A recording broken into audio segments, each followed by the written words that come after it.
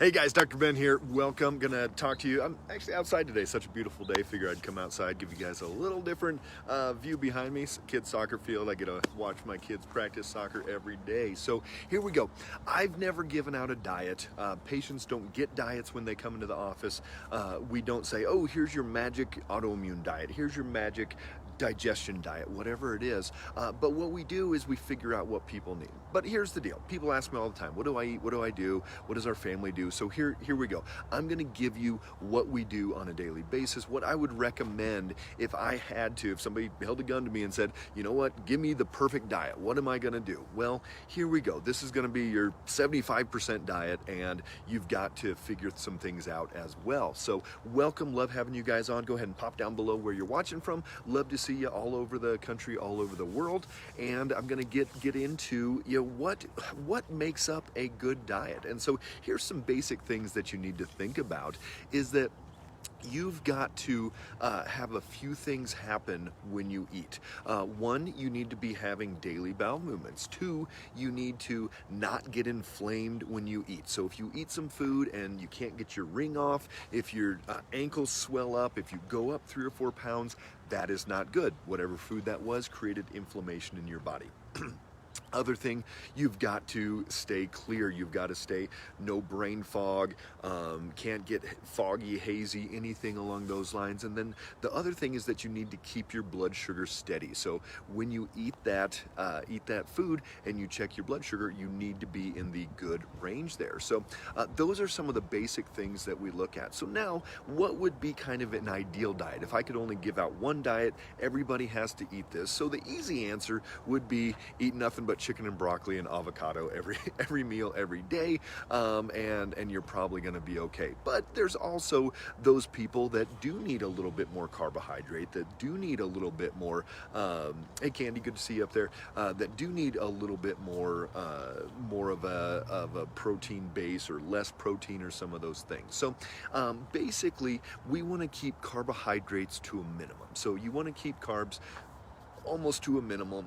I've got 4 boys, 10 to 17, and they can eat us out of house and home. So we do give them, we fatten them up with a little bit of carb, because otherwise they'd be eating 4 pounds of protein at a meal, etc. So, but for the average person that isn't in a growth spurt, that is just out there living life, carbs at a minimum. We really don't have much in the way of a need for carbohydrates.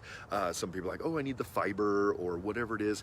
We really don't. If you're eating enough fruits and veggies and getting the right percentages in your diet, you're not going to need that kind of fiber. So carbs to a minimum. You're not going to drink your liquids, so or drink your calories. So any liquid that you have, no calories in it, unless it's a a protein shake or something along those lines. But no Monster, no cappuccinos, or these peppermint mocha latte, whatever things that people are drinking, no Red Bulls, any of these different things.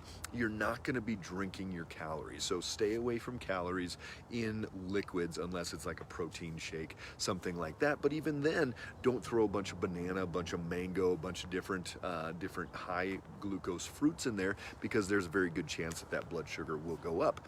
So you want to stay away from the carbohydrates, not drink your calories, and you want to make sure you're getting enough fat in your diet. And this is where a lot of people miss out on what they're eating, is they're not getting enough fat in their diet. So adding avocado, coconut oil, avocado oil, olive oil, some nuts and seeds, some different things into that diet with those good fats are going to be very, very helpful.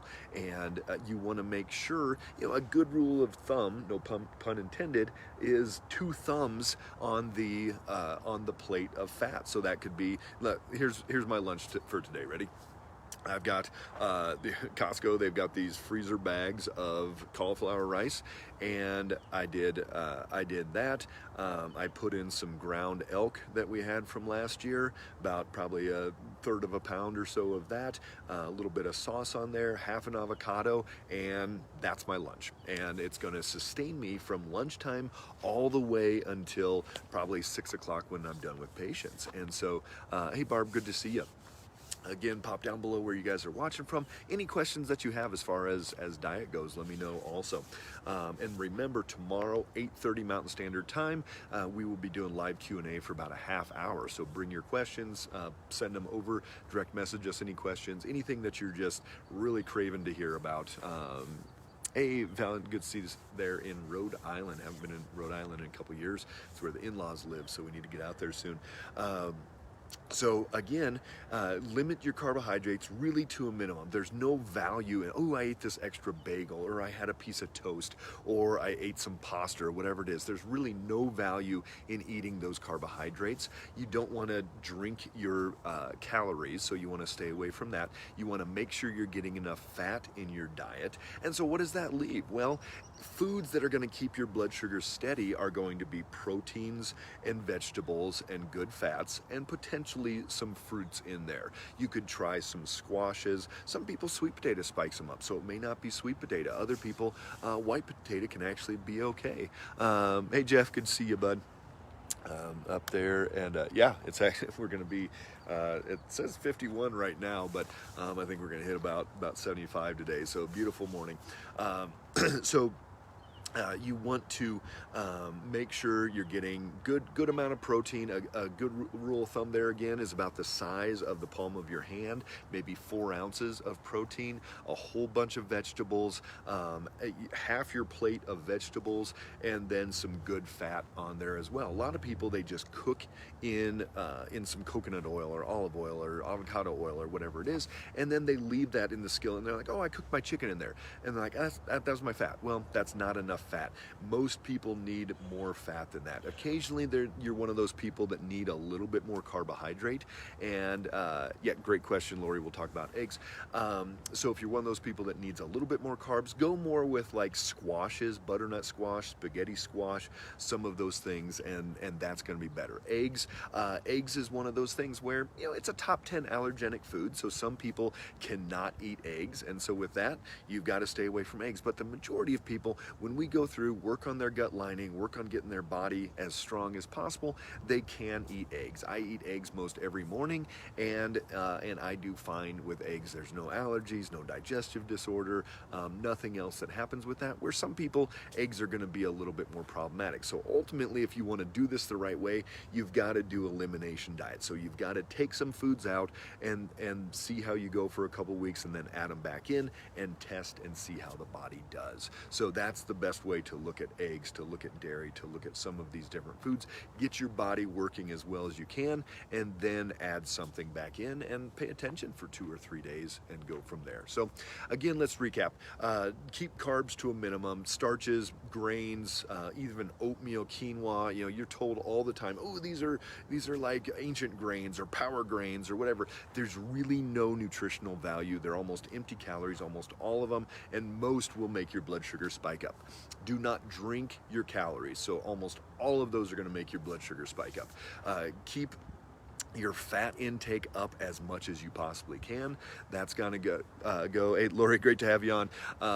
And so you've got to keep that fat intake up. And so if you just want, okay, what am I gonna do each day? Get up, chop up some onions and a whole bunch of greens, saute that up, throw 3 eggs in there, scramble that up, eat that with some avocado, or I've got this avocado oil mayonnaise that I like, and I'll put a little salsa with that or whatever, and then for lunch, like I'm having today, cauliflower rice, some ground elk, a little sauce on there, some avocado, and that's my lunch. And then for dinner, it'll be something similar. We'll probably have some cabbage. What's Wednesday?